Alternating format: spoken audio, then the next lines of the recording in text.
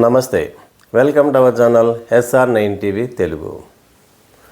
మన channel subscribe చేయండి, like చేయండి, షేర్ చేయండి, కామెంట్ చేయండి. ప్లీజ్ సపోర్ట్ మీ. ఆంధ్రప్రదేశ్ విడిపోయిన ఆంధ్రప్రదేశ్కు 2014 నుంచి 2019 వరకు చంద్రబాబు నాయుడు గారు ముఖ్యమంత్రిగా ఉన్నారు. తర్వాత 2019 నుంచి 2024 వరకు వైఎస్ జగన్మోహన్ రెడ్డి గారు ఆంధ్రప్రదేశ్కు ముఖ్యమంత్రిగా ఉన్నారు. ఇప్పుడు మళ్ళీ 2024 నుంచి ఇప్పుడు ప్రస్తుత ముఖ్యమంత్రి చంద్రబాబు నాయుడు గారు ఉన్నారు. ఈ ఇద్దరు ముఖ్యమంత్రుల్లో ఎవరు సమర్థవంతమైన ముఖ్యమంత్రి మనం విశ్లేషణ చేసుకోవాల్సినటువంటి అవసరం ఉంది. ఒక్కసారి చూద్దాం, ఈ వీరిద్దరిలో ఎవరు సమర్థవంతమైనటువంటి పరిపాలన ఆంధ్రప్రదేశ్కి అందించారో నాకు తెలుసున్నంత వరకు, నాకున్నటువంటి నాలెడ్జ్ వరకు కొంతవరకు విశ్లేషణ చేస్తాను. అది మీరు కరెక్టా కాదా అనేది మీరే జడ్జ్ చేసుకోండి. ఆంధ్రప్రదేశ్ 2014 విడిపోయింది. ఉమ్మడి ఆంధ్రప్రదేశ్ నుంచి, తెలంగాణ నుంచి విడిపోయి ఆంధ్రప్రదేశ్ అవశేష ఆంధ్రప్రదేశ్గా మిగిలింది. మొట్టమొదటి ఆంధ్రప్రదేశ్కు ముఖ్యమంత్రిగా చంద్రబాబు నాయుడు గారు బాధ్యతలను స్వీకరించారు.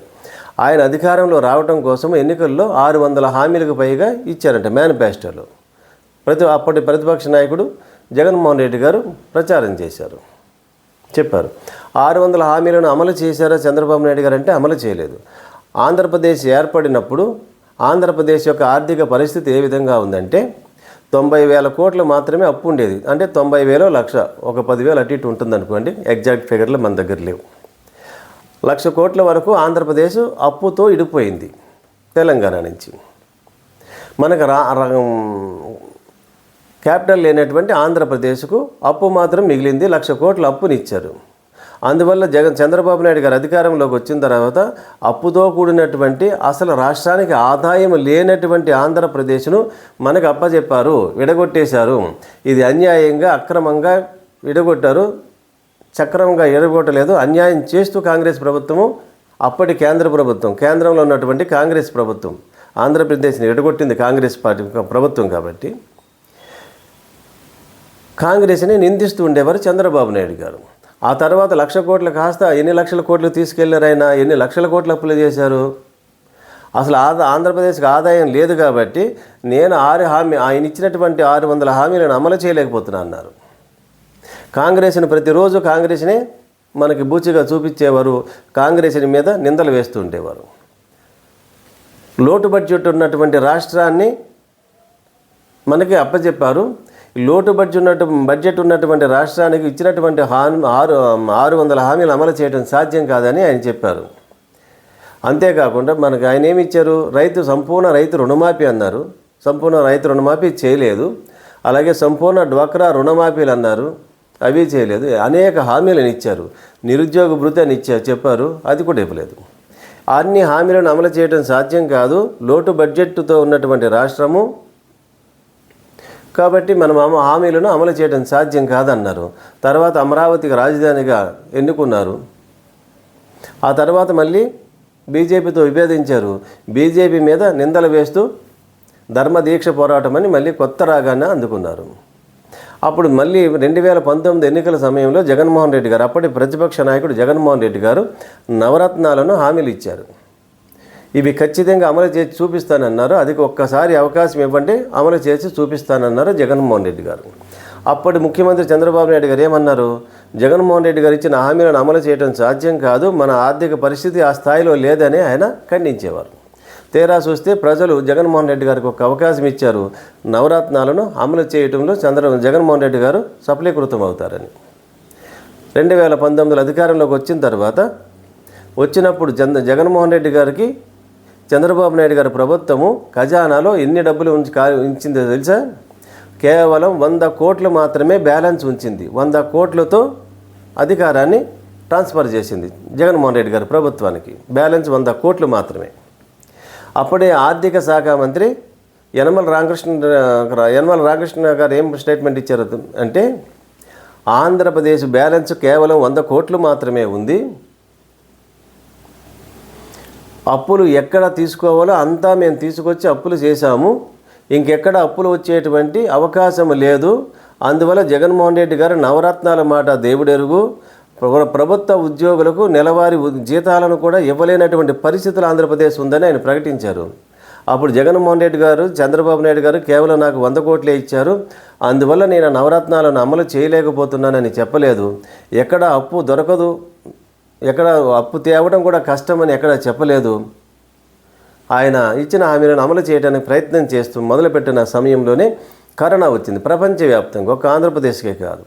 ఆ కరోనా వచ్చిన సమయంలో 2 సంవత్సరాలు వ్యాపార సంస్థలు పూర్తిగా మూసివేశారు, షాపులు మూసివేశారు, కంపెనీలు మూసివేశారు, ప్రొడక్షన్ ట్రేడింగ్ అంతా ఆగిపోయింది. అంటే ప్రభుత్వానికి వచ్చేటువంటి ఆదాయం అంతా సున్నా. ఒక పక్కన ఆదాయం లేదు, అప్పులు వచ్చేటువంటి అవకాశము లేదు, బ్యాలెన్స్ చూస్తే 100 కోట్లు మాత్రమే ఉంది. అటువంటి పరిస్థితుల్లో ముఖ్యమంత్రిగా బాధ్యతలను చేపట్టినవాడు వైఎస్ జగన్మోహన్ రెడ్డి. ఆయన ఎప్పుడూ భయపడలేదు. చంద్రబాబు నాయుడు గారిని బూచిగా చూపించి ఆయనే ఈ పరిస్థితికి అంతటికి కారణం చంద్రబాబు నాయుడు గారని ఆయన చెప్పలేదు.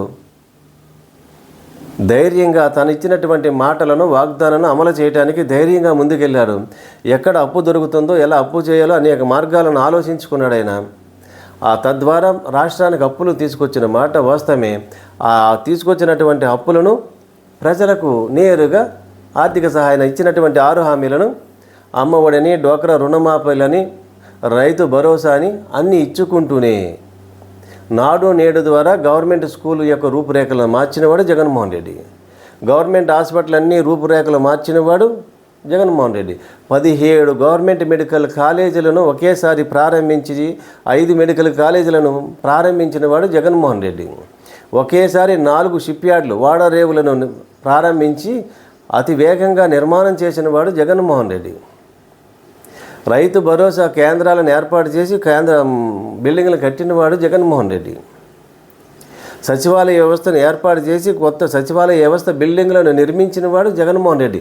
ఇవన్నీ రాష్ట్ర అభివృద్ధి కిందకే వస్తాయి. ఇవన్నీ క్యాపిటల్, ఇవన్నీ సంపద సృష్టి. ఇదంతా ఫిషింగ్ హార్బర్లు, చేపలు, మన మత్స్యకారులు సముద్రంలోకి వెళ్ళి చేపలు పట్టుకోవడానికి ఫిషింగ్ హార్బర్లు ఏర్పాటు చేసిన వాడు జగన్మోహన్ రెడ్డి.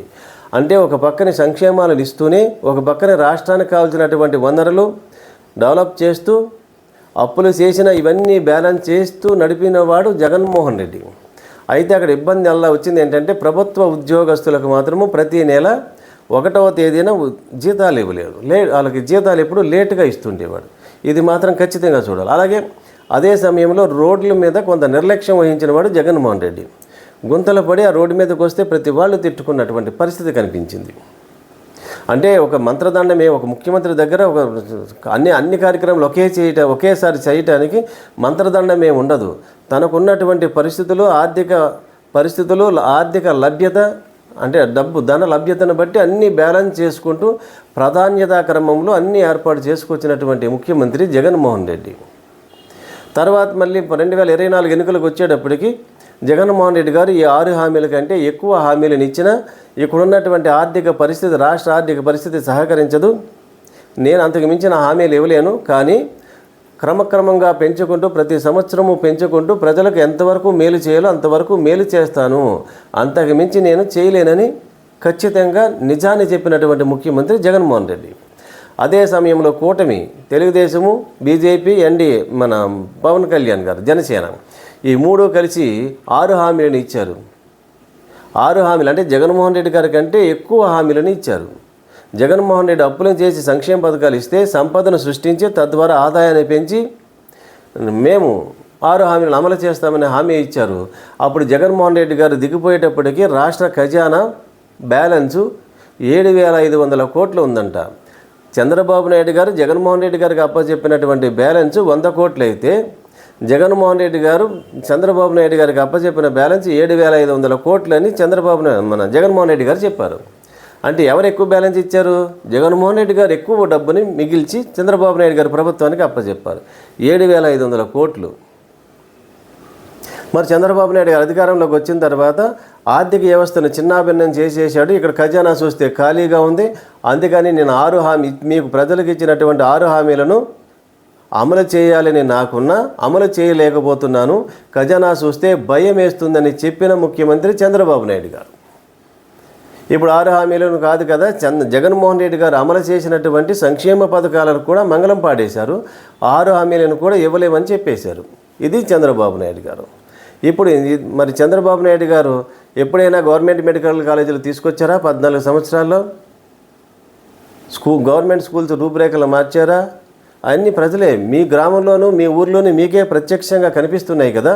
అవన్నీ చూడండి. జగన్మోహన్ రెడ్డి గారు చేసినప్పుడు మీకు కనిపిస్తున్నటువంటి ఆ పథకాలను చూడండి, ఆ డెవలప్మెంట్ని చూడండి. ఇప్పుడు చంద్రబాబు నాయుడు గారు చేస్తున్నది మీరే ప్రత్యక్షంగా చూసి నిర్ణయం తీసుకోండి.